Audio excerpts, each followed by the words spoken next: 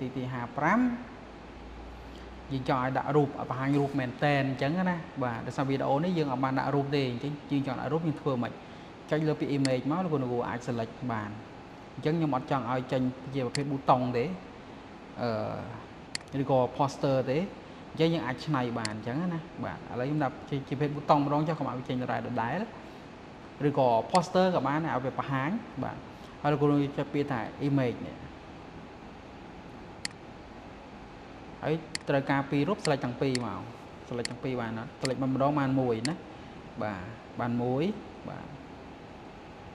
ហើយអានេះ select បានតែមួយណាបាទអញ្ចឹងយើងអាចយើងយកគ្រីសពាក្យនេះមានថាពេលដែល screen ទូរស័ព្ទវាតូចវាឲ្យវាទៅជាប្រភេទប៊ូតុងក៏បានដែរអញ្ចឹងយើង select ទេដាក់ក៏បានមិនដាក់ក៏បានហើយបន្តមកទៀត alternative text នេះគឺយើងត្រូវតែប្រើឧទាហរណ៍ពេលខ្លះរូបអត់ចាញ់ទេអញ្ចឹងណាអញ្ចឹងឲ្យវាចេញតែអក្សរជំនួសមកវិញបាទពេលខ្លះវា play អត់ចាញ់អញ្ចឹងឲ្យវាចេញអក្សរកុំឲ្យវាអត់ចេញអីសោះហើយ hover text នេះមានន័យថាពេលដែលយើង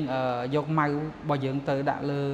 បន្ទះភ្នំភ្លើងរូបបន្ទះភ្នំភ្លើងហ្នឹងឲ្យវាចេញអក្សរឲ្យខ្លះអញ្ចឹងណាបាទ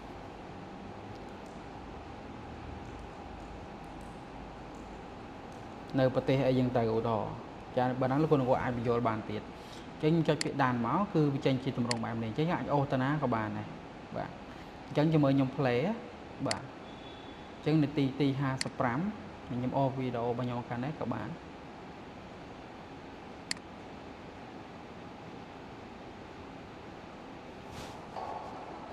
ខ្ញុំបិទសលេងនាទីនេះគឺឲ្យវាលោត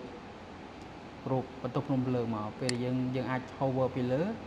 មានតែយើងដាក់ម៉ៅពីលើវាចេញថាភ្នំភ្លើងនៅប្រទេសណាអញ្ចឹងទៅអាហ្នឹងគឺ hover text ហើយបើលោកគ្រូចង់ដាក់រូបផ្សេងទៀតហើយលោកគ្រូអាចផ្សេងចូល edit មក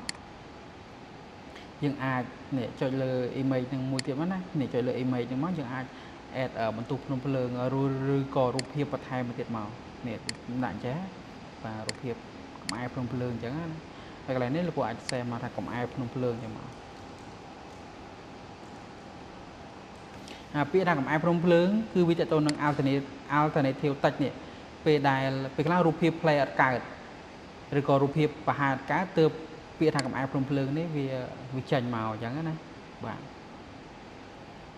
យើងវាចេញជាទម្រង់អញ្ចឹងលោកគ្រូអាចដាក់មកបង្ហាញនៅកន្លែងណាអញ្ចឹងទៅស្ដាច់ចិត្តរបស់លោកគ្រូទេចុះវីដេអូទៅនឹងការ add រូបភាពគឺមានតែប៉ុណ្្នឹងទេអរគុណលោកគ្រូ